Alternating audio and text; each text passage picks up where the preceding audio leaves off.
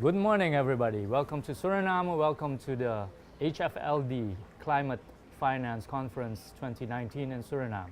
I have here with me His Excellency Mr. Carlos Manuel Rodriguez, Minister of Environment and Energy of Costa Rica. Welcome, Mr. Carlos Manuel Thank you. Rodriguez. I'm pleased to be here. Thank you. You are the most familiar with Suriname right now. It's the 8th time you are here in Suriname.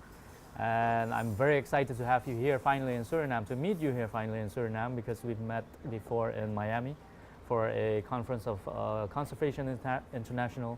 I was a parliament member back then, and you had an excellent presentation about the gourmet tourism of Suriname, and it was very inspiring, I must say.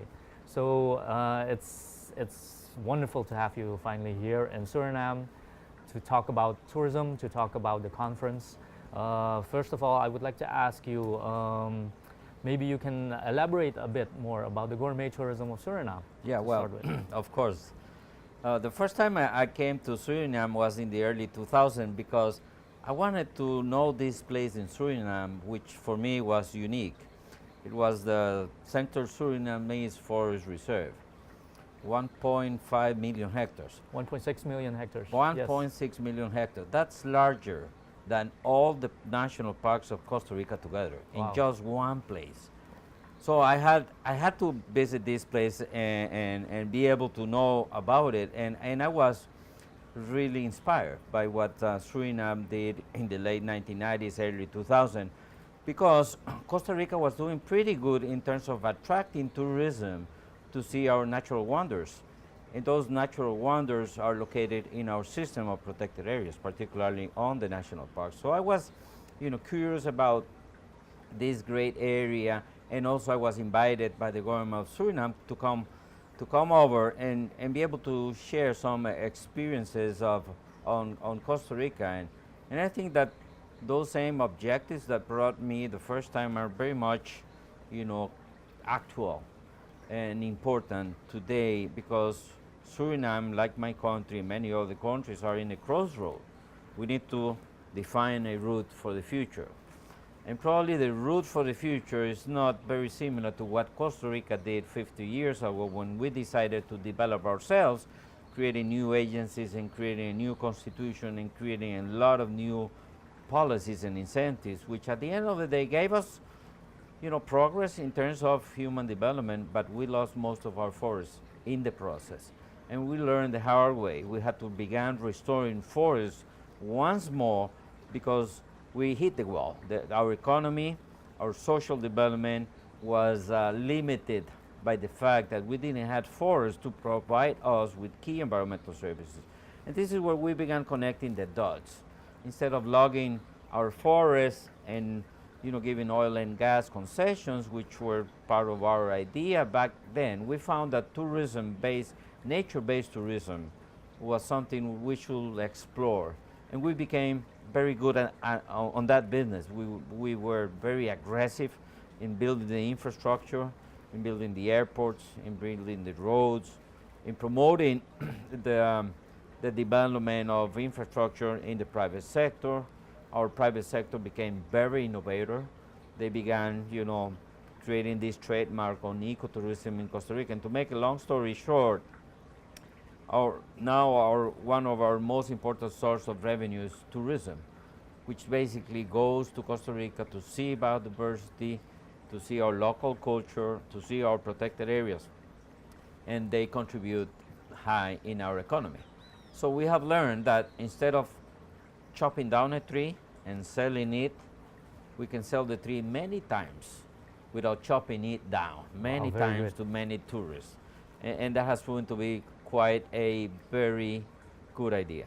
Well, you are probably the top country in the region, if not the world, for your ecotourism policies and for your alternative ways to generate money from your forests. And that is one thing that we in Suriname and all the other HFLD countries are seeking, to find alternative ways to see for the climate finance, to finance our development without destroying what we have, what we can provide to the world. And it is a privilege to have you here to share ideas with us.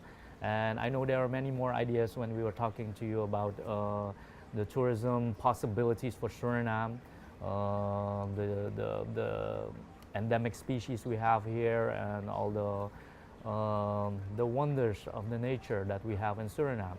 We as Surinamese people, we don't even realize what we have here, and we need to have you, somebody from Costa Rica, to come over to tell us that we have gourmet tourism.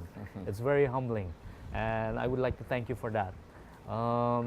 One more thing I would like to ask you is, does Costa Rica have any other policies in terms of climate financing? Yes. So a couple of things here are important to mention. First, Costa Rica, Suriname, and the rest of the high forest, low deforestation nations, we got a resource that is extremely valuable and is critical for the future of humankind, which is the carbon stocks in our forests. Without our forests, the planet will never ever achieve their climate mitigation targets. The 2%. Yeah. Yes. So they will never ever achieve that climate target. They need our forests, but they offer us a very low price for the carbon. This is I will say, the new 21st century colonialism kind of thing. We need to turn things around, because at this point, buyers are setting the price of carbon, as it used to be with oil 50 years ago, until oil producing countries began to think and organize themselves. We, the carbon forest rich countries, we need to organize ourselves and began putting the price of our carbon. Yes. Because our carbon is critical for humankind. And this is not a, blackmailing the world rather than being just. Because actually, developed nations, donors, and multilateral funds offer us $5 per ton of carbon. And that is ridiculous. In Costa Rica, just to mention my case, it costs like $17 to produce a ton of carbon. Oh. And they are offering us $5. So that doesn't make any sense. So I think that, one of my objectives to be in this conference in Paramaribo is to be able to bring this new idea to the high forest, low deforestation nations, in the sense that we need to organize ourselves and take the grip of the process.